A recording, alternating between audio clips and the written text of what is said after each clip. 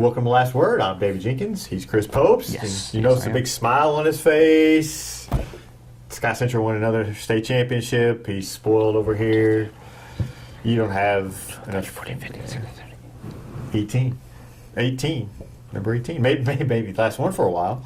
It might. Hey, we enjoy every one of them. But they're still, 7 ahead of Charleston in the state? Most in the state. Scott Central has 18. Charleston now have 11. So, hey. It'll be a while before anybody catches them. So it's a nice little addition to the many banners that we have at Scott Central High School. They're going to have to build another gym just to hang all the banners. I've proposed that. I proposed just a little off room to the side just to put the many trophies and district titles and state championships, and I don't know, just not enough room, I don't think. I think they should only just put, hold the latest banner up there, and just the rest of them. Oh, we got plenty of room for more. Just don't get it twisted. We got plenty of room on the walls for more.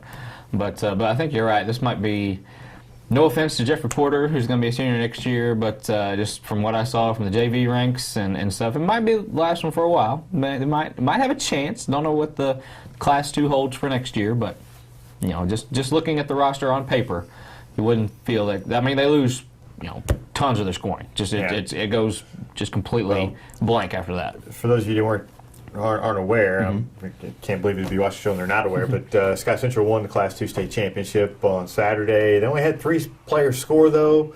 2 of them were seniors. They're gone. Jeffrey Porter's the only one back that even scored in the state championship game. So you got a JV team that was less than stellar, but still, it's Scott Central moves up to Class 2. We wondered how they would do at Class 2. We both thought they could get the Final Four, thought they'd have a chance to win it, and they did.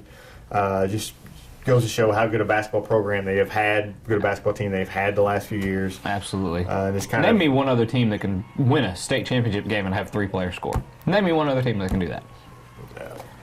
Nobody, but it's the same. Maybe another Class 1 school, that has most teams play more than 5 players, they or do. 6 players, They do. I think the team they played, Mid-Buchanan, they only had 4, maybe 4 or 5, maybe, four players like that, score or something like that. Well, no, they had a lot of people. Did they have a lot of players score? score? That was yeah. I only remember one kid scoring for them. I just remember them dancing. That's all I remember. Yeah, they had a nice little dance video that they done around Christmas time. That they got some moves. They did. Maybe Dancing with the Stars performance later for them as a consolation. Maybe a future in that. I don't know, but I will say that Mid-Buchanan was a lot better team than I expected. They had one of their seniors inside. They gave them fits, Scott Central fits down the stretch, and Javante Daniel just absolutely showed up in that championship game. Battled foul trouble. Without him, Mid-Buchanan went on runs and threatened. With Javante in the game, it wouldn't have been a question. And Javante just kind of strapped him on his back. Yeah. Normally it's been Jeffrey Porter late in games. This time it was Javante Daniel, and he stepped up his last game as a Brave, and he played really well. Like I said, without him, they don't win that game. Jeffrey Porter played well also, especially Trey Moore as well. In the fourth quarter. Trey Moore early. Only 3 people that scored. So I thought Trey Moore carried them early. Hit some big shots, some big threes for them early in the game to kind of get them out to a big lead. And the question now is, okay, we do see the talent kind of slipping away. You do have Jeffrey Porter back, and but not a lot of pieces to go with him. Does Coach Staples stay? Does he go? You're a Scott Central guy. I've heard some rumblings of possibly Staples going and moving somewhere. Obviously, time will tell about that. But I mean, as far as it just depends on what he's wanting. Does he want? I mean, he's there. He's comfortable. I would assume that he's welcome back if he wants to stay. If not, if he sees another opportunity, why not? I mean, the guy's been in coaching 3 years as a head coach and won 2 state titles. I mean, it's and he's done it his way, and it's not been the prototypical Scott Central style. Right. Which, I actually heard people after they won, not maybe less than 24 hours after, of how they won, and they didn't like it. They didn't like how it was won, how it was played. Well, what about a year ago? They weren't, or maybe even less. I don't remember, but I remember we discussed on the show. They were not pressing and not getting up and down the floor, and yet they were still winning, and Scott Central fans were not happy. And that's kind of why I'm like, well, if they're not happy about this, he's won 2 straight state titles. If they're not happy about this, what happens when they don't have talent and they're not winning? if he's the coach, I mean, they'll run him out on a rail. And I don't see that that's fair. If I'm him, I may be looking to find somewhere else. Hey, we're used to. I know back in the day, blowing people out by 30.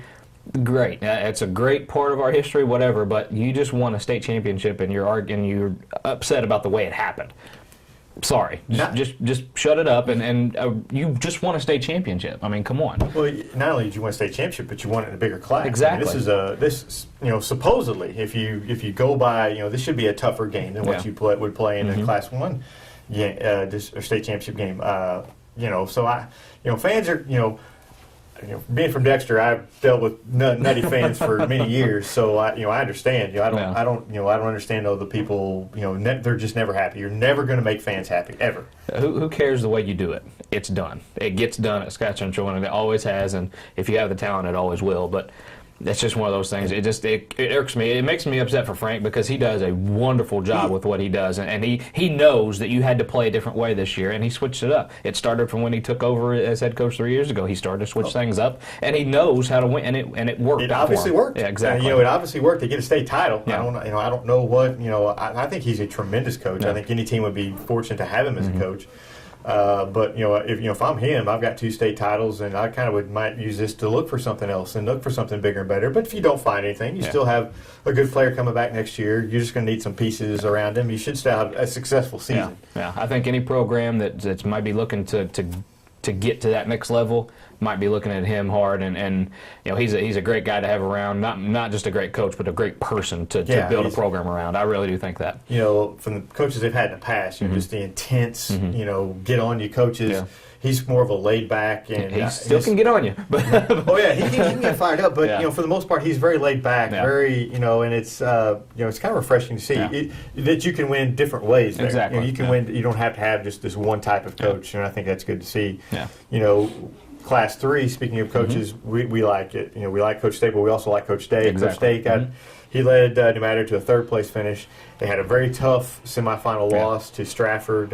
Just kind of one of those things where at the end of the game, you're not a chaos going on. Maybe he was fouled, maybe he wasn't. I think in that case, the officials did the right thing in swallowing the whistle, even though it kind of went against our local team. From what I saw there, it looked like Aston's original shot was just blocked. It was ball. Maybe he got a couple hand in there. Who knows? Aston said that he got his hand. It doesn't matter. At that moment, a lot of referees swallow their whistle. But it was just one of those unfortunate. And they still had a chance after that, even with time on the clock to possibly tie it. A rebound off a head. It's not something you see every day. Yeah, but unfortunately, the ball, Jimerson had it in his hands right off the top of Aston Newsom's head and just lost it, and that was the game. But we've always said Jimerson could fly. Well, he jumped too high that time. He came jumped down a little high, it was an unfortunate way to end it for New Madrid, but Stratford's a great team. They went on and got kind of it handed to them by that Barstow team. New Madrid would have had tons of problems with that Barstow team. I think they would have played them maybe a little closer, just because they have a little bit more speed and can break people off the dribble a little bit more. But that Barstow team was tough. Here's something we found out while we were up there. Barstow is a private school in Kansas City. They have a roster of 15 players. Only 4 of them are from Missouri. And that begs the question that has been asked and asked and asked: Is it time to split the private and public up? And I've for years I've said no. Yeah. I don't, because their private schools are already punished by giving that multiplier. But the more I think about it, the more I look at it as can maybe like to see a private school champion, and then maybe have 3 classes of public schools. And just have it like that. I don't. There's no right answer, but at the same time, you can't have kids from Kansas playing over in Missouri for a state title. I have a problem with that.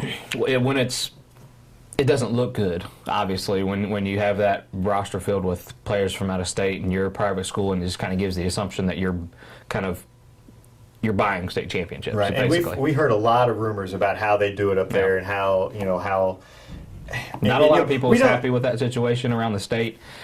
Around here, it doesn't really affect us that much, and that's the problem. It doesn't affect everyone, so it's not going to be everyone's problem. Well, and around here, I know that Notre Dame is, in some circles is accused of, they recruit this player, but it doesn't happen. We know for a fact it doesn't happen. They're not given athletic scholarships. We don't have the issues that they have up in St. Louis and Kansas City and those private schools and some of the other ones around the state, Notre Dame from Cape does not. They're not involved in that. No. We are not involved in that same situation as they are up there. When you look at those situations up there, then I think there is an issue that needs to be considered and dealt with. Yeah. And if you look at a lot of the private schools that are there's a lot of private schools in the Final Four, especially in the girls as well. I think it just takes Dexter's ran into Incarnate Word how many times and they're back again this year. They're a private school. It's just time. They want to give everybody a state title by keep adding classes. Well, how about just splitting it up and giving the public schools a fair chance? I mean, I don't see it happening. I really don't. But just like I said, because we're not. It just doesn't affect the mass as much as it does. I mean, if we do that, what do we do with other sports as far as baseball and just the lower sports? I mean, do we switch up everything, or just? I think you have to split up. Or is it just basketball? If you look at volleyball and football and everything, I think it's time to split them all up. I think it's time to I mean, you can still. I mean, they can still play each other. They just don't have to compete for a state title against each other. And I think that's the way to go. I think it's not in the immediate future, but I think it's eventually going to happen. Possibly. If we see more of this going on, if there's just a huge uproar about it, I think so. But as far as, I mean, we're so much filled with so many small town schools that from 1 through 3, it doesn't affect them. Well, I think it eventually will, though, whenever their players start getting drawn. As the state funding for education gets smaller and smaller, you're going to get some of these schools closing. They're going to try. These kids are going to be going other places. I think then that's when you start to see it affect those schools. I don't have a problem with private education. I think it. Oh, I don't either. I have no problem with that at all. I encourage that. But if you feel like you can do it better, then by all means do it. But as far as sports go, it does look bad. It does. I'm a guy that I don't think we should, not yet anyway. And I've been that way for many years, but I'm starting to lean the other way. And because we've seen Notre Dame for years. I think Notre Dame does it right. Cape, Notre Dame and Cape, and I think they do it right. I know a lot of people may disagree, but I think they do it right.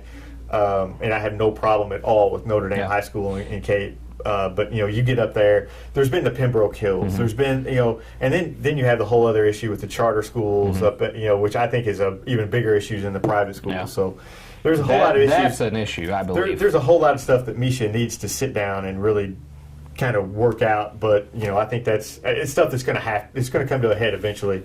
And they're going to have to deal with it. I'm not really sure how you would police it other than splitting them up. And then would you just give everyone free reign? I mean, give them that free reign. Give them that opportunity. Would that maybe end some of the? I mean, just get rid of the recruiting thing. Would that end a lot of any kind of friction between them? It could, but it's going to get into a lot of friction between. It would, and then cause some friction between schools. Outbidding others for that. Then you have issues within your own within your own areas between schools and stuff. Trying to get players there. So I don't know. I don't think there's a right answer, but it's something that they're going to have to deal with, sooner rather than later. I think, and it's just going to come to a head. We talk about Notre Dame. Notre Dame, they have a chance to win a state title in Class 4. They're going to go up against Hillcrest, who's they knocked off number 2 Rolla in the quarterfinal, knocked off number 1 in the districts, if I'm not mistaken. They're good size, good. They've got a kid who scored 37 in the sectional, 32 in the quarters, including game winner, and they're a very good team. They match up very well with Notre Dame, but Notre Dame has a great chance to win a state title. I think so. I think Notre Dame has an awesome chance to win a state title. Getting past Hillcrest is going to be tough because they're used to knocking off these monsters, and I don't know if you saw or not, but the game winner for Hillcrest against Rolla was pretty sweet. He did a little up and under at the buzzer, and that was pretty awesome. But I think that's gonna be a tough matchup. But when you get to Class 4 and Class 5, every game is going to be tough. Right. It really is. All 4 teams, I think, are even. The only thing with Notre Dame is they have some injuries that's hurt them, and they're a deep team. They really are. But when you get up there, you're going to have every guy ready and every guy ready to go. They're going to have to ask some guys to step up that haven't been asked to do that yet with all the injuries that they've had. But Quinn Poythress is a guy that can lead a team to a championship, I believe. And, they have the key pieces. They got size inside. They got ball handlers. They got young guys who can shoot on the outside. And they can defend. And they're defending. That's the big key. And that's when they won their last state title. Yeah. That was what happened is they defended just very well. Yeah. This team is following the same blueprint. They share the ball well, and they defend very well. Yeah. And I think that's those things help you win a state title. And I expect them to see them do very well up there. You never know these other teams till you see them play, but I think Notre Dame has a great chance to win a state title. Yeah.